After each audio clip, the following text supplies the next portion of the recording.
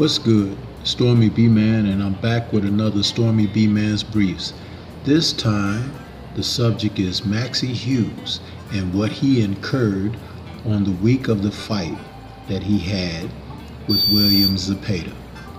Throughout fight week, Maxie Hughes, in advance of Saturday's lightweight bout with William Zepeda, insisted that training camp was just fine. He kept a lid on what he had been through over the previous 2 weeks, heading into the biggest night of his life. Hughes flew from London Heathrow to the U.S. on his birthday, Monday, March 4th. And after flying for 11 hours, he soon found himself on a plane back to the UK due to visa issues. Hughes felt he would be fine having boxed George Kambosos in Oklahoma last July. But he was pulled into an office upon landing in Vegas and then put straight on a flight back home with the rest of his team waiting for him in arrivals back in the U.S. Hughes kept it all quiet during fight week as he did not want to give Zepeda's team confidence ahead of the fight. I flew out on my birthday last Monday, March 4th, and in Oklahoma, we were there for 2 weeks. We had a gym lined up. We had sparring partners over here to finish my last week of training. When negotiating the contract for the Zepeda fight, Hughes, who's 34, asked lawyers whether he was still okay to fight on his previous ESTA, a U.S. Department of Homeland Security travel authorization from the Kambosos fight, or if he would need another visa. Asked if he were traveling for business or pleasure, Hughes indicated the former and was then escorted into a room to look through his documents. The man at the desk said, "You've got the wrong visa.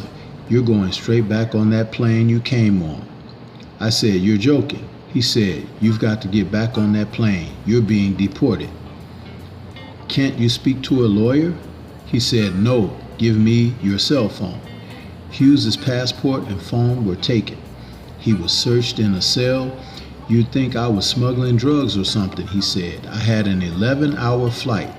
I had an hour in Vegas airport, then I was back on the plane. They couldn't let me have my phone, so I couldn't let anyone know.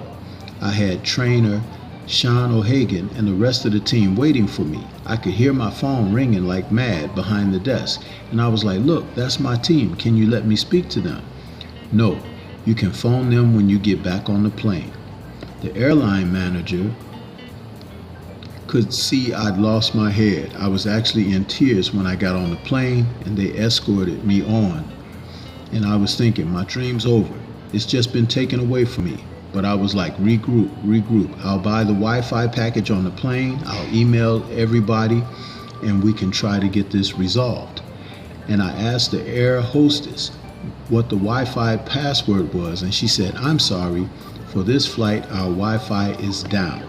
I managed to get a phone call to Sean, give him the hotel information, and I said, "Look, I've been deported.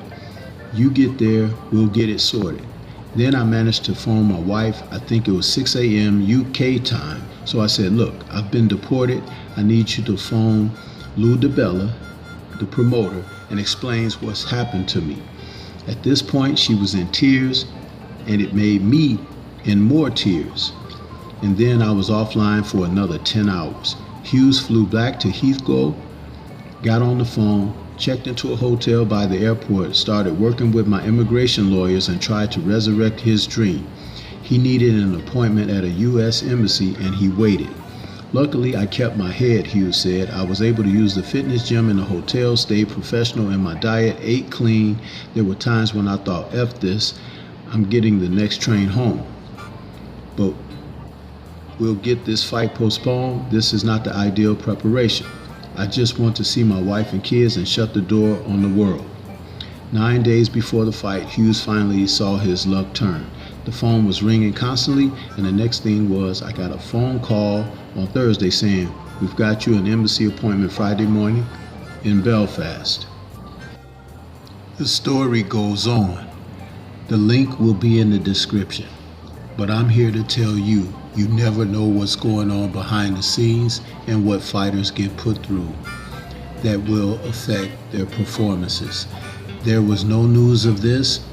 The commentators on the show never mentioned this, but Maxie Hughes had far more to be worried about and concerned with than William Zepeda. Link will be in the description. This is Stormy B-Man. Shout out to the mighty LDBC and Liberated Perspective, a third eye view of the world. Peace to everyone, and everyone please remain safe.